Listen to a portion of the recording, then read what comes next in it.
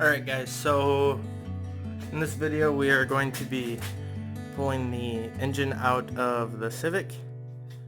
So first things first is I have to drain the coolant. I don't know, last time you saw the engine bay, it's probably a little different now. The whole car is probably a little different now. I hit a deer. That and broke the bumper. Alright, so we got the coolant draining out down there. And get the radiator. I'm using my cell phone, by the way, not my cameras. My cameras, I lost a lot of the stuff for like connecting it to my laptop, and all my GoPro attachments are missing.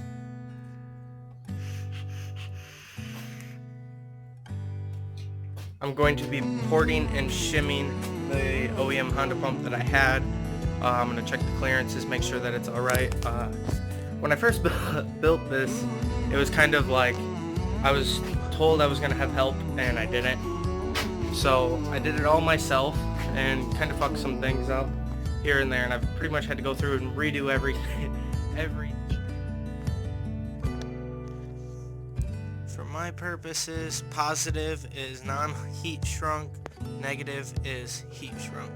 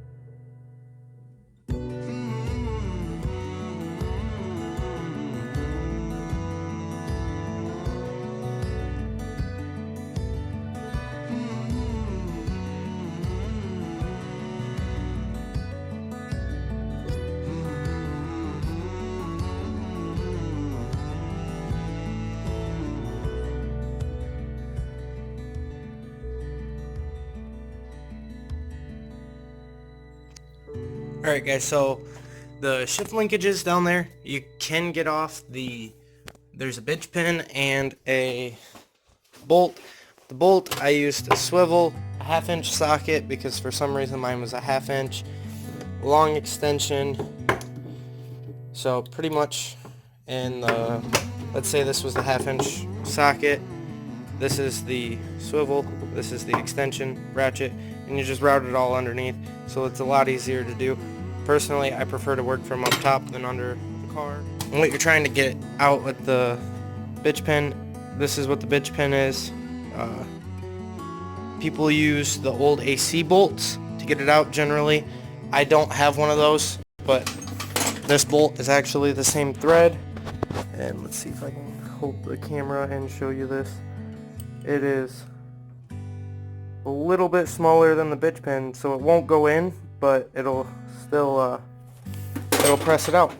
And then I put a socket over that and just a ton of extensions, just hammered it down through. I put a drain pan under there so that it'd catch it. But yeah, to put it back in, it's a lot easier. Focus, see how that's a beveled edge? It's so much easier when you have that edge on there where it narrows in. Just makes it a lot easier for reinstallation. And then the exhaust, I disconnected right here. I just did it here to save myself the hassle of the donut gasket. Yeah, just because my donut gaskets should probably be replaced, but I don't really have the money to, and that gasket was still in okay condition. I just throw some exhaust system sealant on it and it'll be good. Next, you're going to want to disconnect the ground here out.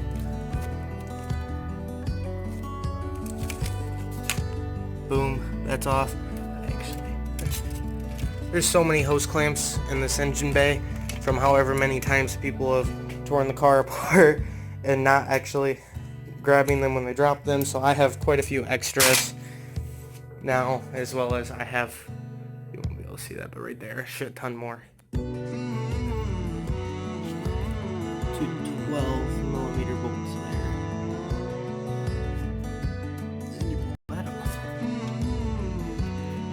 So what I have left to do is pull the axles and the motor mounts. That's all I have left to do. Well, axles, motor mounts, pull the engine out. Yeah, so from where I left off, I disconnected the heater hoses. They go here and here and there. So I got those disconnected, pulled back. I got the harnesses disconnected. There's ones you got to disconnect over here, and then there is one over here that you have to disconnect, which I pulled up and wrapped around the engine. And yeah, so far that's all that's left is the axles and the motor mounts. So I'm gonna go inside. It's like 3:30 in the morning. I'm gonna go edit all this up. It's probably gonna be like 5 or 6 in the morning. And I'm gonna get around, clean up, and go get the cherry picker, and yeah, finish this off for you, pulling it, and then probably get some sleep after pulling. Alright, now that we have everything done, and all that's left to do is the axles and motor mount, but that I have to be under the car, and I really want to have jack stands before I'm under the car and someone else out here.